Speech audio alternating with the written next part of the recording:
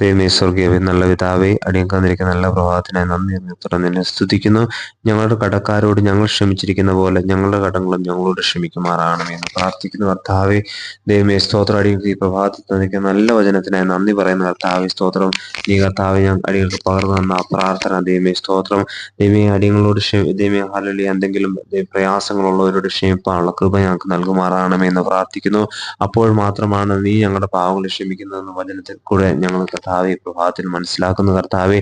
ആർക്കെങ്കിലും കർത്താവെ അടിയങ്ങളോട് വിരോധമുണ്ടെങ്കിൽ പിതാവേ സ്തോത്രം, അവരോട് ക്ഷമിപ്പാനുള്ള കൃപ ഞങ്ങൾക്ക് നൽകുമാറാകണം എന്ന് പ്രാർത്ഥിക്കുന്ന കർത്താവെ.